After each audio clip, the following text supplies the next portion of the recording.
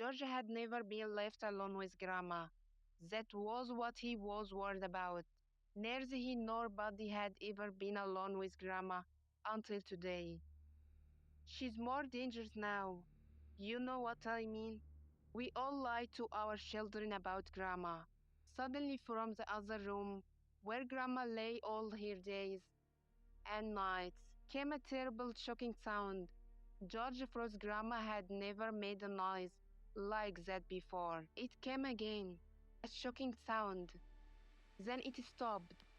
George slowly walked toward the doorway to Grandma's room. I looked inside. Grandma's still sleeping in, and it's all right. That was his first thought. It had only been some weird sound. After all, maybe she made it all the time. When he and Buddy were in school, just a snore. Grandma was fine sleeping.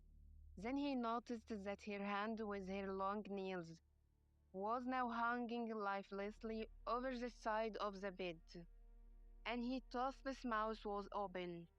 Carefully, George walked closer. He stood by her side for a long time, looking down at her, not daring to touch her, and couldn't understand if she was still breathing or not. Grandma, he whispered.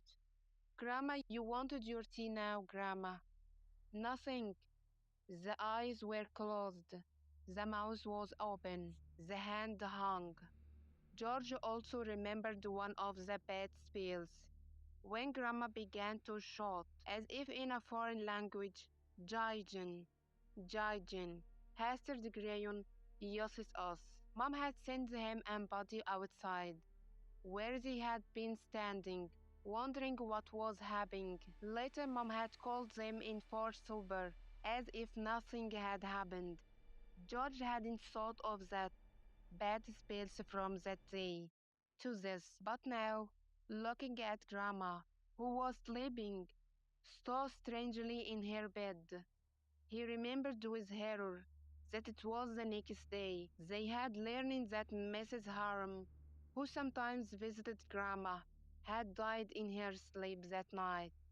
It was Grandma, Grandma and her books, Grandma who had been kicked out of town, Grandma who hadn't been able to have babies and then had been able to, Grandma who had been kicked out of the church, Grandma had been a witch, and now she was dead. That terrible sound, George thought with horror that snoring sound had been here. Grandma, he whispered. No response. He held his hand in front of Grandma's mouth, but could feel nothing. No air. He decided to call Dr. Arlander, and then stopped. What if he called the doctor, and she really wasn't dead at all? He should take her pulse. He stood looking at that hanging hand. He didn't really want to touch Grandma, even if she was dead, especially if she was dead. What about a mirror? When you pressed on a mirror, it got cloudy. He had seen a doctor do that once in a movie. George ran to the bathroom and got Grandma's little mirror. He tucked it back to Grandma's bed and held it until it was almost touching Grandma's open mouth. He held it there while he counted to 60, watching Grandma the whole time. Nothing changed. He was sure she was dead even before. He took the mirror away from her mouth and saw that its surface was perfectly clear. Grandma was dead. George realized with relief and some surprise that he could feel sorry for her now. Maybe she had been a witch. Maybe not. Maybe she had only thought she was a witch. However it had been, she was gone now. He returned the mirror to the bathroom, then walked back through her room, looking at the body on his way. He went through the doorway and straight to the telephone. I was all by myself in the house when Grandma died, and I did everything right, he thought proudly. He should call Dr. Arlander first of all. Call him and say, My grandma just died. Can you tell me what I should do? Or, I think my grandma just died. Or even, I'm quiet. Sure, my grandma just died. That was best of all.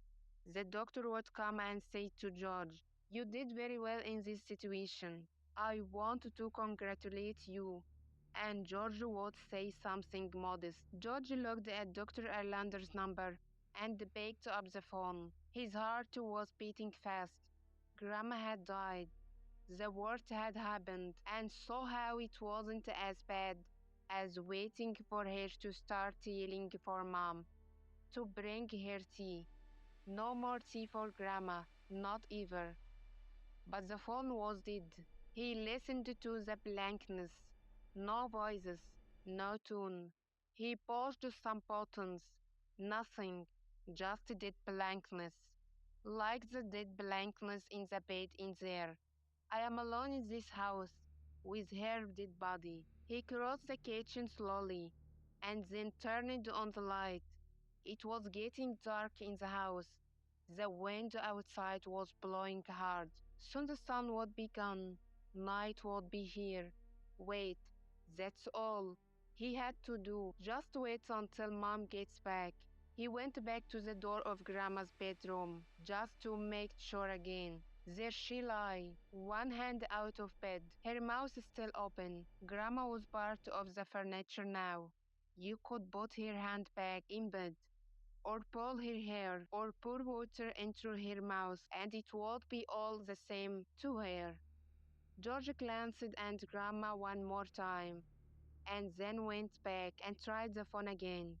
Still did. He sat down, trying to think. An hour later it was full dark. The phone was still out.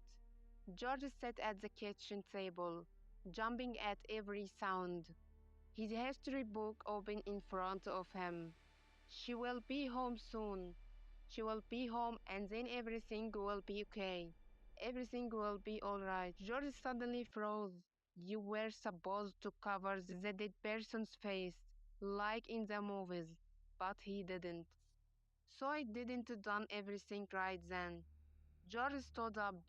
Grandma was totally dead, and he was going to go in there and pull the cover over her face, and then it would be perfect. He went in cautiously. Grandma's room was dark. Her body was like a hung hump in the bed. George turned the yellow light on. Grandma lay there, hanging, mouth open. George felt that he couldn't pick up that hand and put it back in bed with the rest of Grandma. He decided not now. Her hand could stay where it was now. That was too much. He couldn't touch her. Slowly, George walked up to Grandma. He stood over her, looking down. Grandma was yellow. Part of it was the light, but not all.